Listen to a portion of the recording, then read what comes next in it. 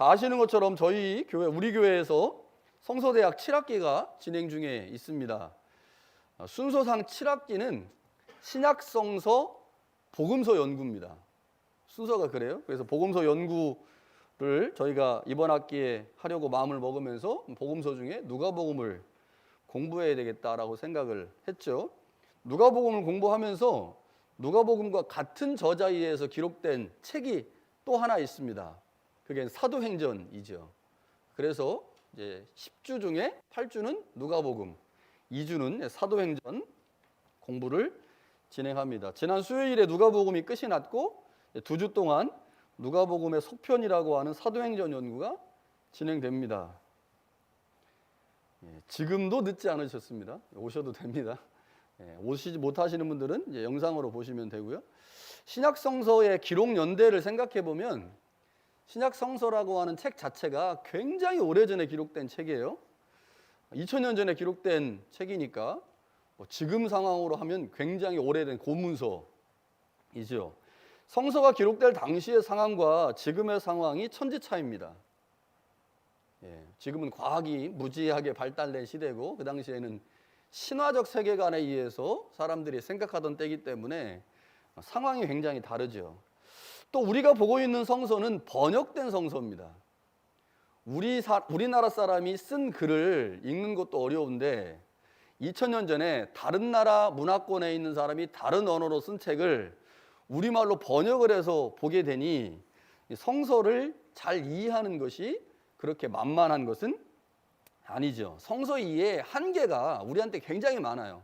문화적 차이, 시대적 차이, 언어적 차이 이런 것들 때문에 성서 이해가 사실 쉽지가 않습니다.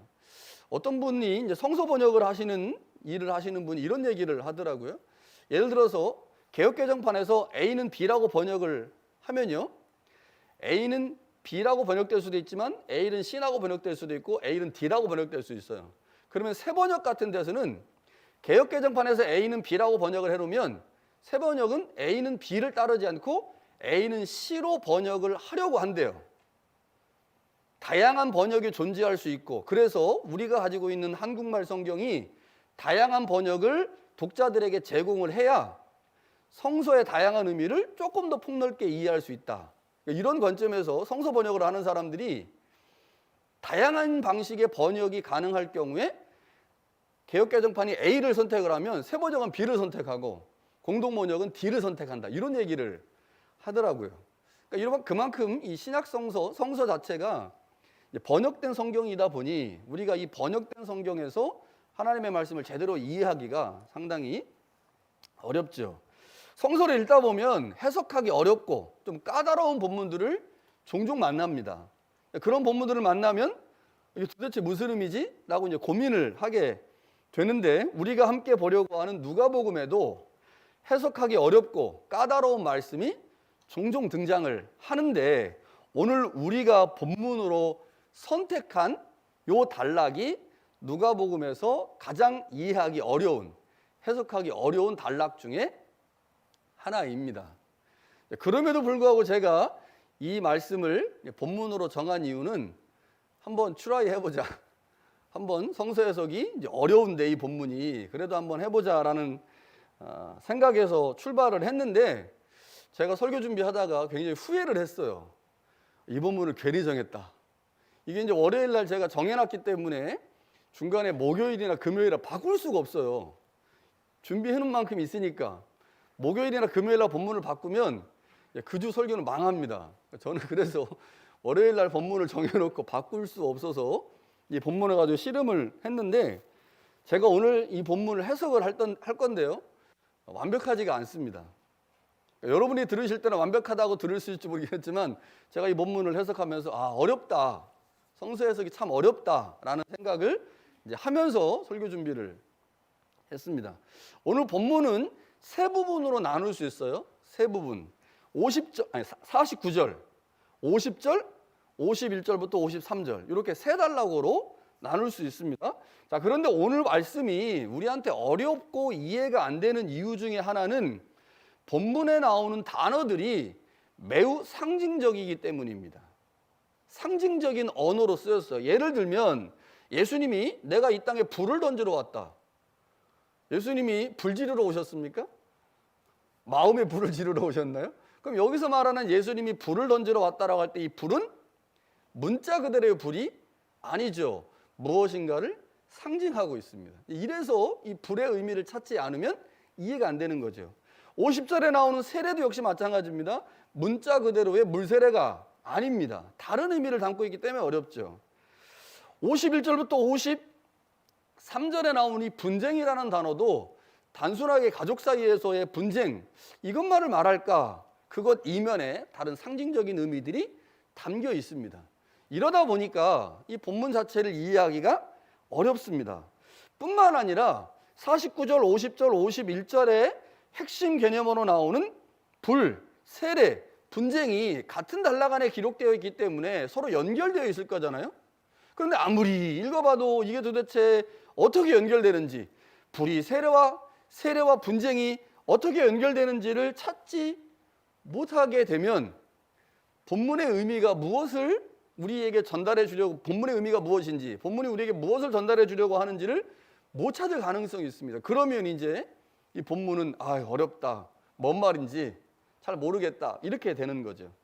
자, 오늘 이 세 단락에 나오는 핵심 개념인 불과 세례와 분쟁이 서로 어떻게 연결되어 있는지, 오늘 주님께서 우리에게 이 단락을 통해서 무엇을 말씀하려고 하는지를 한번 생각해 보겠습니다. 자, 먼저 49절에서 예수님이, 제가 어제 이제 우리 장로님들하고 그 정책 강의를 했는데, 제가 에베소서를 굉장히 쉽게 설교를 요즘 하려고 애를 많이 썼어요. 그 느끼십니까? 에베소서 설교를 되게 쉽게 하려고. 근데 오늘 본문을 제가 준비하면서, 오늘 설교를 딱 시작하면서 굉장히 어렵게 설교가 들려줄 수도 있겠다라는 생각을 합니다. 청년들 정신 바짝 차리고 들으세요. 정신 바짝 차리고. 자, 49절에 예수님이 이 땅에 불을 던지러 왔다, 이렇게 말씀합니다. 자, 불이 뭘까? 물리적 불은 아니겠죠? 예수님이 불장난하러 오신 건 아니니까. 여기서 말하는 불은 물리적 불은 아닙니다.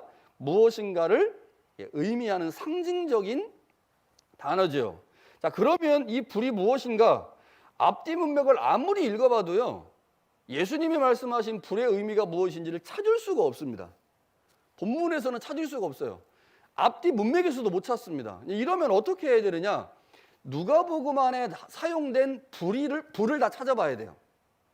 누가복음을 기록한 저자가 불이라고 하는 이 단어를 어떤 방식으로 사용하고 있는지를 찾아야 됩니다. 자, 그래서 누가복음을 찾아보니까 누가복음의 불이라는 단어가 오늘 본문을 제외하고 2번 사용돼요. 2번. 자, 어디 사용되냐면 누가복음 3장 16절과 17절에 보면 세례 요한이 예수님에 관해서 이렇게 증언합니다. 그는 성령과 불로 너희에게 세례를 베푸실 것이다.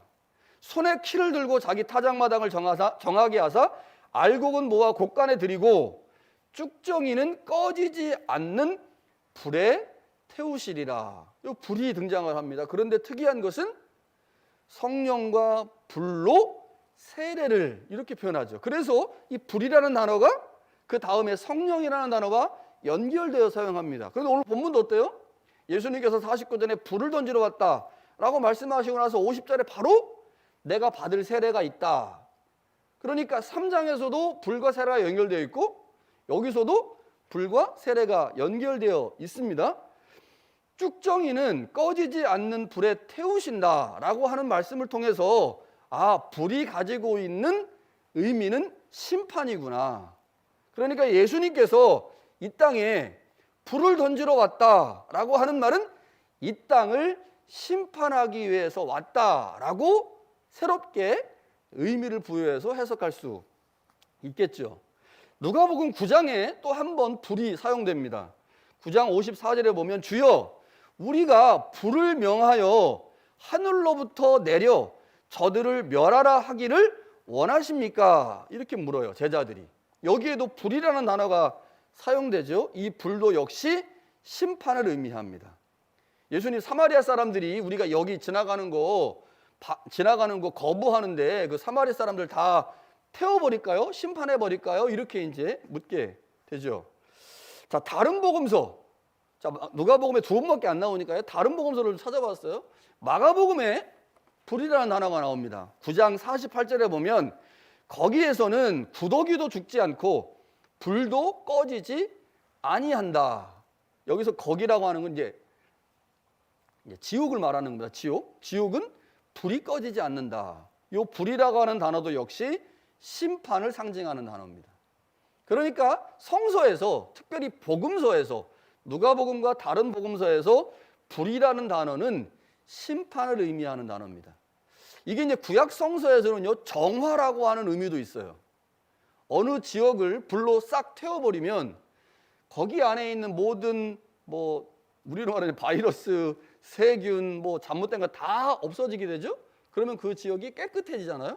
그래서 이 불이라고 하는 단어는 1차적으로는 심판이고 조금 더 나아가면 정화라고 하는 개념도 함께 갖고 있습니다.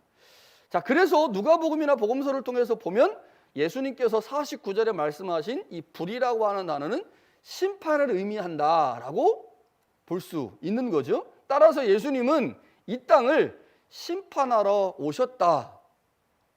오셨다라고 말씀하신 겁니다. 자, 그러면 예수님께서 이 땅의 심판, 이게 뭘까 도대체? 이 땅의 심판, 예수님이 이 땅을 심판하러 오셨다라고 할 때 이 땅의 심판이 무엇인지를 우리가 이해하려면 누가복음에서 예수님의 핵심 사역이었던 하나님 나라라고 하는 개념에서 이 단어를 이해해야 합니다. 이 땅을 심판한다.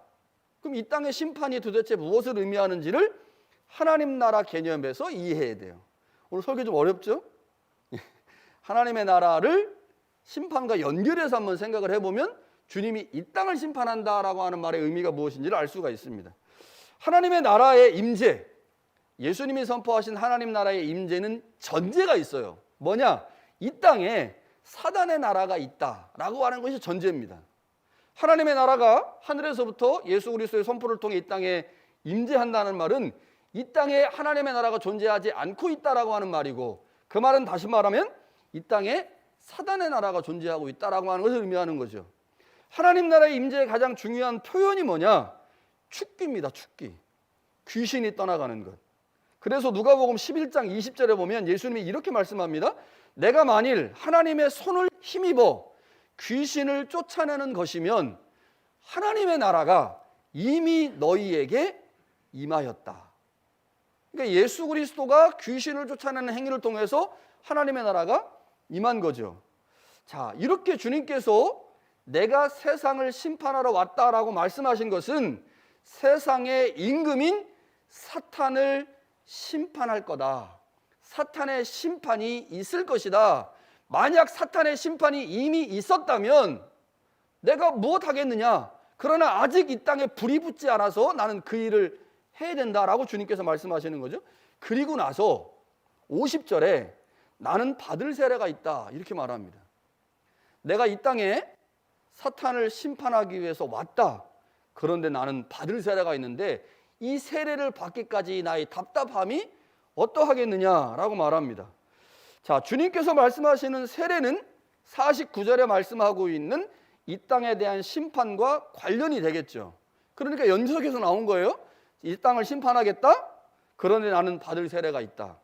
자, 다시 말하면 주님께서 받으실 세례가 이 땅의 심판의 시작이다라는 의미입니다. 50절의 말씀이. 이 땅을 내가 심판하러 왔는데 아직 심판이 이루어지지 않았어요. 그런데 내가 받을 세례가 있어. 그러면 이 받을 세례를 통해서 이 땅에 사탄이 심판을 받게 된다라고 하는 의미입니다. 자, 그렇다면 주님께서 받으실 세례가 무엇이겠습니까? 세례라는 말 때문에 우리가 알고 있는 예수님이 물 세례를 받는다는 말인가? 아니면 성령 세례를 받는다는 말인가? 이 말은 아니죠. 왜냐하면 예수님은 이미 공생애를 시작하시면서 3장에 보면 물 세례와 성령 세례를 동시에 받으셨어요.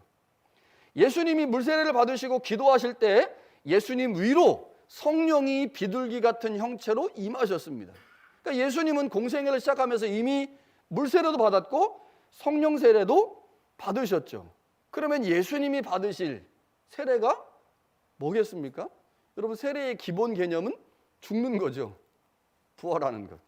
그래서 예수님이 여기서 말씀하시는 받으실 세례는 예수님의 십자가의 죽음을 의미합니다.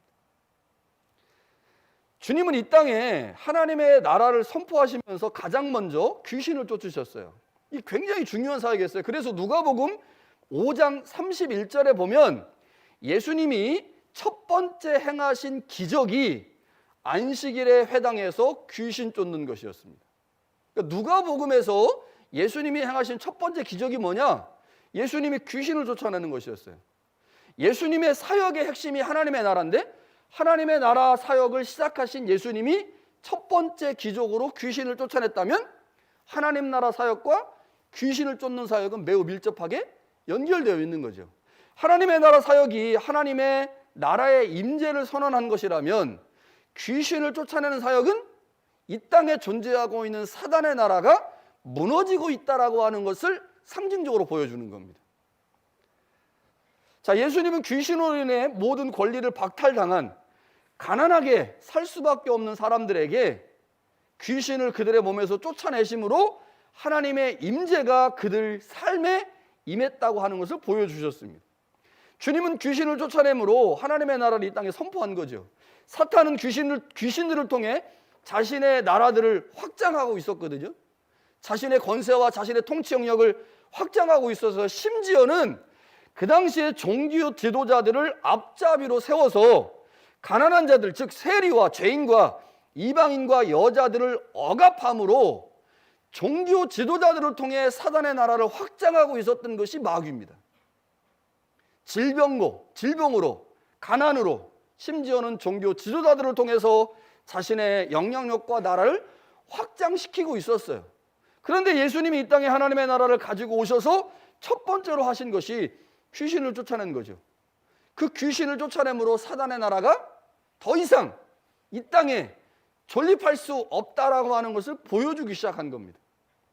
또 다른 한편으로는요, 사단의 앞잡이 노릇하고 있는 타락하고 부패한 종교 지도자들과의 싸움을 통해 그들이 가지고 있는 권위를 무너뜨리기 시작했습니다.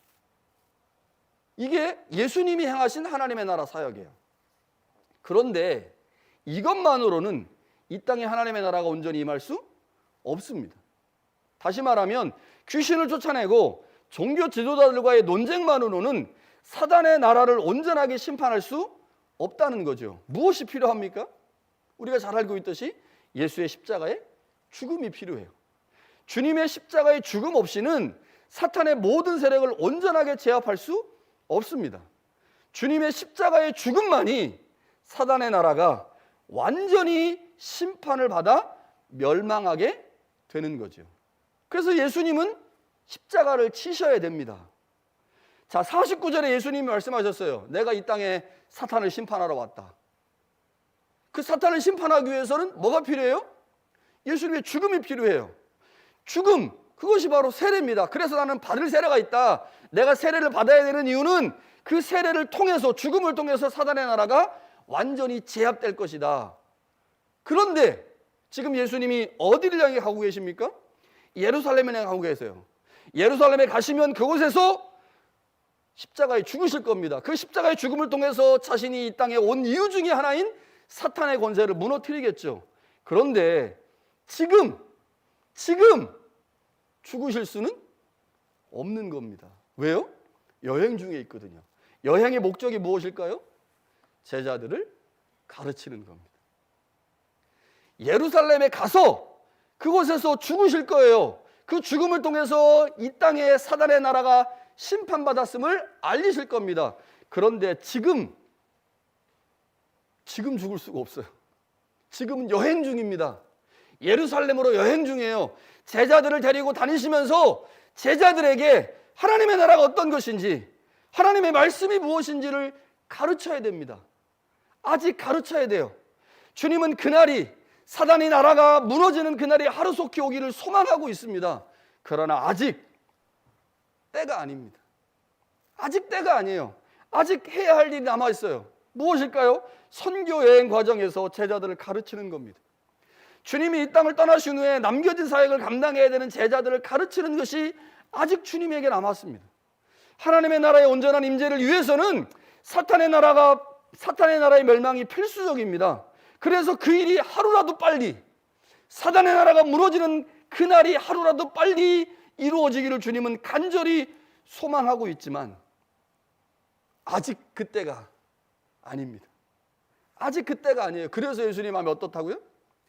답답합니다. 답답해요. 그 일이 빨리 이루어져 사단의 나라가 완전히 무너지기를 소망하지만 여행 중에 계신 예수님이 제자들에게 아직 가르쳐야 될 사역이 남아있기에, 제자들에게 비유를, 기적을, 하나님의 나라를 선언해야 되는 사역들이 아직 남아있기에 주님의 마음은 답답하죠.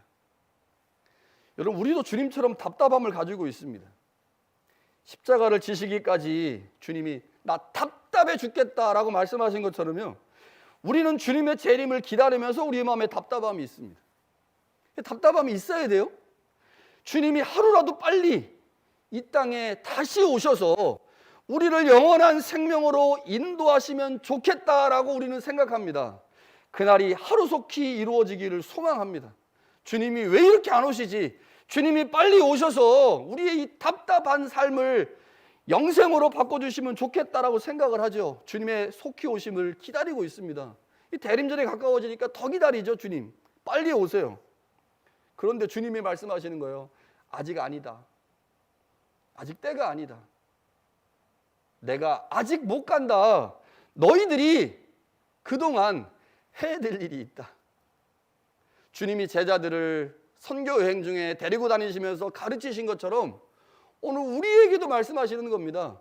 내가 너희들을 빨리 보러 가고 싶지만, 그래서 너희 답답함을 해결해 주고 싶지만, 내가 이렇게 재림을 늦추고 또 늦추는 이유는 너희들이 아직, 너희 교회가 아직 해야 될 일이 있기 때문이다. 그 일이 다 이루어질 때까지 너희도 답답하겠지만 나도 답답하다. 이게 주님의 말씀이죠. 우리는 주님이 오실 때 주님과 함께 영원한 생명을 누릴 것입니다. 그 일이 속히 오면 좋겠는데 지연되고 있습니다. 그래서 답답함이 있어요. 답답해하는 주님, 우리에게 주님이 아직 때가 아니라고 말씀합니다. 이유는 무엇일까요? 복음을 전해야 되기 때문이죠. 교회가 아직 해야 될 사명이 있기 때문입니다. 주님이 예루살렘으로 여행하시는 그 과정에 사역이 남아 있었던 것처럼 오늘 우리에게도 복음을 전해야 될 대상이 남아있고 새순교회가 해야 될 사역이 남아있기에 답답함에도 불구하고 주님이 주님의 재림을 늦추고 있는 거죠. 그게 49절과 50절 말씀입니다. 그리고 나서 51절부터 53절에 주님이 조금 이해하기 어려운 말씀을 다시 하십니다. 이 51절부터 53절 말씀은요, 그 예수님의 십자가의 죽음으로 말미암아 나타나게 될 결과를 의미합니다. 결과, 어떤 결과가 있느냐? 자, 주님의 십자가의 죽음으로 인해 분쟁과 분리가 일어난다, 이렇게 말합니다. 분쟁과 분리가 일어난다. 내가 세상에 화평을 주려고 온 줄 아느냐? 내가 너희에게 이르노니 아니라 도리어 분쟁하게 하려 함이라 라고 말씀하시면서요, 그 분쟁이 심지어 어디서 일어나느냐? 가족 안에서 일어난다. 아버지와 아들이, 어머니와 딸이, 시어머니와 며느리가 서로 싸운다, 이렇게 말합니다. 자, 여기 분쟁이라고 하는 단어가 헬라어로 디아메리스몬이라는 단어인데, 이 디아메리스몬이라는 단어는 디아메리조라고 하는 단어에서 왔어요. 이 디아메리조는 합성된 단어입니다. 디아라고 하는 말하고요, 메리조라고 하는 단어가 붙여진 말인데 정확한 뜻은 뭐냐면 분배하다, 조각으로 나누다라는 뜻입니다. 분배하다, 나누다. 따라서 이 분쟁이라는 말보다는 조금 더 가까운, 원어에 가까운 번역은 분리입니다. 분리. 내가 이 땅에 온 것은 화평케 하려 함이 아니라 분리시키기 위함이다. 분리. 어떻게 분리가 일어날까요? 엄마와 아빠가 분리가 되고 아들과 아버지가 분리가 돼요. 무엇 때문에 분리가 일어나겠습니까? 50절 사건 때문에 분리가 일어나는 거죠. 50절에 예수님이 내가 받을 세례가 있다. 그러니까 예수님의 십자가의 죽으심으로 말미암아 이 땅에 분리가 일어난다는 거죠. 이거는 어쩔 수 없는 현상이라고 주님께서 말씀하십니다. 예수 그리스도의 십자가 사건으로 이 땅에 분리가 일어났어요. 분리. 그것은 예수 그리스도의 십자가 안에 거하는 자와 여전히 심판받을 사탄의 나라 안에 머무는 자 사이에 분립니다. 우리가 잘 알고 있듯이요, 예수 그리스도는 평화의 왕으로 오셨죠. 누가복음 2장 14절에 보니까 지극히 높은 곳에서는 하나님께 영광이요 땅에서는 하나님이 기뻐하신 사람들 중에 평화로다, 이렇게 말씀합니다.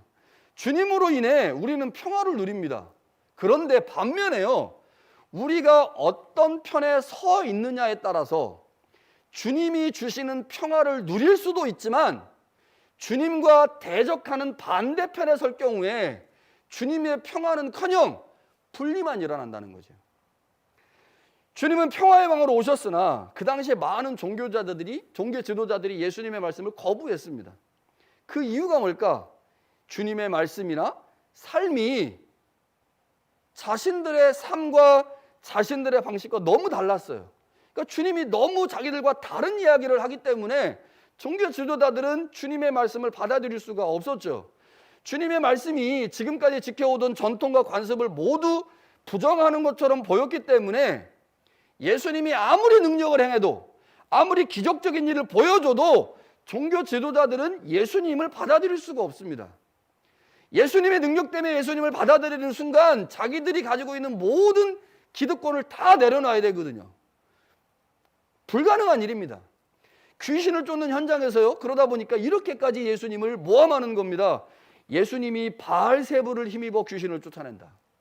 저거는 하나님의 능력으로 하는 게 아니라 바알세불을 힘입어 귀신을 쫓아낸다고 하면서 그 능력을 주신 하나님을 모독하고 성령을 모독한 일을 행해버렸습니다. 그들은 하나님의 나라와 상관없는 존재로 있으면서 종교적 감투나 명예를 가지고 있었던 거죠. 누가복음에 보면요, 마지막 예수님이 십자가에서 죽으시는 순간에 이방인 백부장이 이렇게 고백을 해요. 이 사람은 정녕 의인이었다. 여러분, 이방인이 예수님의 존재를 알아보고 예수님을 의인이라고 고백하고 있는데 하나님을 잘 믿고 있다고 하는 종교 지도자들이 예수님의 존재를 완전히 부인하고 예수님이 전하신 하나님의 나라를 거부했습니다. 종교 지도자들, 그들 모두가 사단의 앞잡이로 전락한 거죠. 여러분, 예수 그리스도의 십자가 죽음으로 인해 분리가 일어났어요. 심지어 어디서도 일어납니까? 가정 안에서도 일어납니다. 예수 그리스도가 선포하신 새로운 질서 안에 거하는 자와 여전히 자신이 가지고 있는 기득권을 놓지 못해서 여전히 옛 질서 안에 머무는 사이에서의 분리입니다. 예수의 십자가 때문에 일어난 분리죠. 예수님이 이 땅에 왜 오셨습니까? 이 땅을 심판하기 위해 오셨어요. 이 땅에 사단의 나라를 심판하기 위해 오셨습니다. 그러면 예수님이 십자가를 통해서 사단의 나라를 심판하기 위해서 사단의 나라가 아닌 하나님의 나라 안에 거하는 자들을 보호하셔야 될 의무가 있는 거죠. 그래서 예수의 십자가 사건으로 말미암아 하나님의 영역으로 들어오는 사람들은 보호하십니다. 그러나 여전히 사단의 나라 안에 머물기를 원하는 자들은 그 나라 안에서 심판을 받게 되는 거죠. 여러분, 오늘 말씀을 우리 삶의 자리에 한번 적용을 해보면 좋겠습니다. 여러분, 그리스도인으로서 우리의 기본적 삶의 자세는 이타성입니다. 이타성. 이게 기독교에서 매우 중요해요. 왜 한국 개신교가 이렇게 어려운 상황 가운데 들어갈 수밖에 없었느냐? 이렇게 말하는 사람들이 많아요. 기독교의 이타성을 기독교가 버렸다는 겁니다. 기독교는 이타적인 종교입니다. 이타적인 삶을 살 때 우리는 우리의 삶을 통해 평화를 만들 수가 있죠. 마태복음 5장에도 보면요, 9절에 이렇게 말합니다. 화평하게 하는 자는 복이 있나니 그들이 하나님의 아들이라 일컬음을 받을 것이다. 분명 우리는 화평케 하는 자들입니다. 자, 그런데 어떤 지점에서 우리는 우리와 반대편에 있는 사람들과 분리될 수밖에 없어요. 우리는 기본적으로 이타성을 가지고 있는 사람들이고 화평케 하는 사람들인데 어떤 지점, 중요한 어떤 지점에 가게 되면 어쩔 수 없이 그들과 분리가 된다는 거죠. 그리고 우리는 그들과 더 이상 타협할 수 없는 관계로 화평이 아닌 분쟁과 분리의 관계가 된다는 겁니다. 우리의 위치 때문에 그렇죠. 주님의 제자로 하나님의 나라 안에 머무는 사람과 여전히 사단의 나라 안에서 세상의 질서를 따르는 사람 사이에 분리가 일어날 수밖에 없기 때문에 우리가 아무리 이타성을 발휘하려고 해도 어떤 지점에 가면 분리가 자연스럽게 일어난다는 겁니다. 그 이야기를 하는 게 51절에서 53절 얘기예요. 자, 예를 한번 들어보겠습니다. 우리가 도대체 어느 지점에서 분리가 일어날 수 있을까? 자, 누가복음 12장을 보고 있잖아요. 12장에서 한번 예를 찾아보겠습니다. 자, 모든 사람들은 사람의 생명과 안전이 소유의 넉넉함에 있다고 생각합니다. 대부분 그렇게 생각하죠. 우리의 생명은 우리의 소유의 넉넉함, 재물의 많고 적음에 달려 있다고 생각합니다. 그러나 예수 그리스도를 따르는 사람들은 그러한 세상의 가치관을 거부하죠. 그게 그리스도인이에요. 우리의 생명이 소유의 넉넉한 데 있는 게 아니라 하나님의 손에 달렸다라고 고백하는 사람이 그리스도인입니다. 사람의 생명은 하나님의 손에 있다. 그래서 우리의 재물의 많고 적음이 우리의 생명을 결정하는 것이 아니다라고 우리는 생각합니다. 그래서 우리는 우리의 소유를 팔아 다른 사람을 구제함으로 보물을 땅이 아닌 하늘에 쌓는 사람들입니다. 자, 이 땅에는 여전히 세상의 방식을 따라 보물을 땅에 쌓아놓는 사람들이 있습니다. 보물을 땅에 쌓아놓은 사람들이 있고요.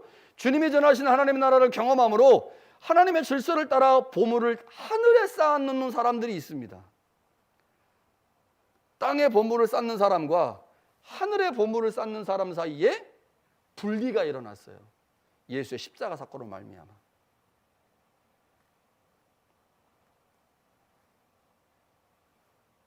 분리는 종종 분쟁을 동반하기도 합니다. 그 분리와 분쟁은 심지어 가족 안에서도 일어난다는 거죠.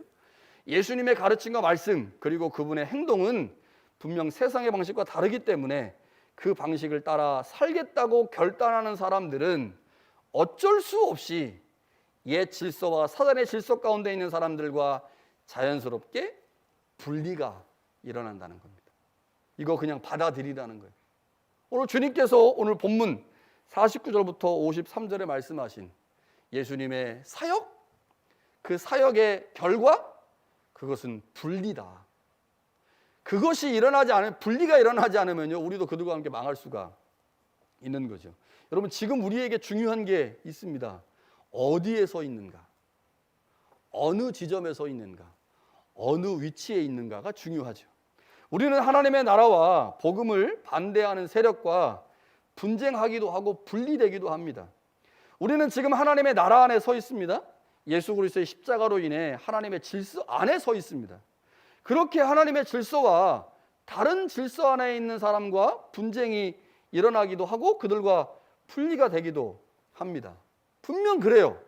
우리는 다른 방식으로 살기 때문에 그러한 방식을 거부하는 자들과 분리가 되고 심지어는 분쟁하기도 한다는 거죠. 그러나 이 말씀이요, 복음 안에 거하지 않는 사람들을 향해 배타성을 가지라는 의미는 아닙니다. 하나님의 나라의 복음의 특징으로 말미암아 우리는 그 복음을 반대하는 세력과 부딪히게 되고요, 부딪히면 분쟁하게 되고 분쟁하게 되면 분리가 일어날 수 있지만 그렇다고 그들을 배척하면 안 됩니다. 자, 이때 우리 안에 지혜가 필요한데 어떤 지혜냐, 이거예요. 더 큰 관점에서 왜 분쟁이 일어나는지를 볼 수 있는 지혜입니다. 자, 사실 가족 중에 혹은 지인들과의 관계에서 누군가와 예수 그리스도의 십자가의 구속 사건과 하나님의 나라 때문에 분쟁이 일어날 수도 있고 분리가 일어날 수도 있어요. 그런데 왜 분쟁이 일어나고 분리가 일어날 수밖에 없는지 그 이유를 거시적인 관점에서 볼 수 있어야 됩니다. 이유가 뭐예요? 그 사람이 지금 나와 다른 질서 안에 살기 때문에 분리가 일어나는 겁니다. 다른 질서 안에 살기 때문에. 여러분, 캐나다 사람하고요, 캐나다 사람하고 한국 사람하고 얘기해 보세요. 캐나다는 캐나다 얘기하는 거고 한국은 한국 얘기하니까 접점이 안 맞을 때가 있잖아요. 캐나다 사람이 한국 상황을 이해해야 대화가 통합니다. 마찬가지예요. 우리와 누군가가, 예수 안 믿는 누군가가 하나님의 질서 가운데 있지 않냐는 세상의 질서 가운데는 누군가와 분쟁이 일어날 수 있어요. 분리가 일어날 수 있죠. 그런데 조금 더 큰 관점에서 볼 수 있어야 됩니다. 존재의 방식이 달라 분쟁이 일어나고 있고 그 분쟁으로 분리가 일어났다는 사실을 봐야 됩니다. 여러분, 그렇기 때문에요, 나와 분쟁하고 있는 사람은 나의 원수가 아닙니다. 나의 원수가 아니에요. 나와 지금 다른 질서 아래 살고 있는 사람일 뿐입니다. 그게 중요한 거죠. 우리의 원수는 사탄입니다. 사탄. 제가 여러 번 말씀을 들었는데 제가 최순께 여기 유니팩에 와가지고 여러분은 첫 번째 여기 원래 계셨던 분들 첫 번째 마니토바 교회 분열을 경험했고 저는 두 번째 마니토바 교회 분열을 경험했는데 두 번째 분열을 경험하고 나서 마장에 간 사람들이 막 그쪽 반대쪽에 있는 사람들한테 막 사탄 새끼라고 하고 사탄이라고 하고 또 이쪽에 간 사람이 저쪽 막 사탄이라고 와 사탄이 왜 이렇게 많은지 사탄이 굉장히 많더라고요. 여러분 사람은 우리의 원수가 아니죠. 원수는 사탄입니다. 사람은 사랑의 대상입니다. 사람은 사랑의 대상이에요. 그들은 어쩌면 나의 생명과도 같은 존재입니다. 그래서요 나와 지금 분리된 사람을 미워할 수 없어요. 그들을 배척할 수도 배타적인 태조를 그들에게 취할 수도 없습니다. 나와 분쟁하고 있는 또는 나와 분리된 가족은 나와 다른 질서 안에 있는 사람일 뿐입니다. 그 다른 질서 때문에 분쟁이 일어나고 분리가 일어나는 거예요. 그걸 주님께서 말씀하신 겁니다. 이 땅을 살다 보면 너희들이 지금 나를 따르고 있고 내 제자기에 하나님 나라 질서 안에 거하기에 하나님의 통치를 받지만 하나님의 나라와 하나님의 질서 안에 있지 않은 다른 질서 가운데 사는 사람들을 너희가 만나게 될 거다. 그래서 그들과 분쟁할 수 있고 그들과 싸울 수 있다. 그러나 그들은 우리의 원수가 아닙니다. 다른 질서 안에 살고 있는 사람들일 뿐이죠. 어쩌면 그들은 우리의 더 큰 사랑과 관심을 필요로 하는 사람일 수 있습니다. 그렇게 나와 분쟁하고 있는 또는 나와 분리된 가족을 사랑으로 감싸 안아야 됩니다. 그리고 그가 서 있는 질서를 볼 수 있는 눈을 가져야 됩니다. 그리고 그들 안에 하나님의 나라가 임하기를 기도해야 하죠. 우리를 사랑하시고 불쌍히 여기시는 주님께서 나와 다른 질서 안에 있는 우리의 지인과 가족을 주님께로 인도해 달라고 기도해야 될 것입니다. 오늘 주님께서 우리 가운데 주신 이 말씀은 나와 다른 질서 안에 살고 있는 그 누군가를 위해서 기도해라 라는 의미이죠. 여러분 우리가 이 땅을 살면서 우리와 다른 질서에 속한 사람들을 만나게 될 텐데 그들을 원수로 이해하지 않고 더 큰 것들을 바라보고 그들을 위해서 기도할 수 있는 그런 은혜가 우리 가운데 있기를 간절히 축원합니다.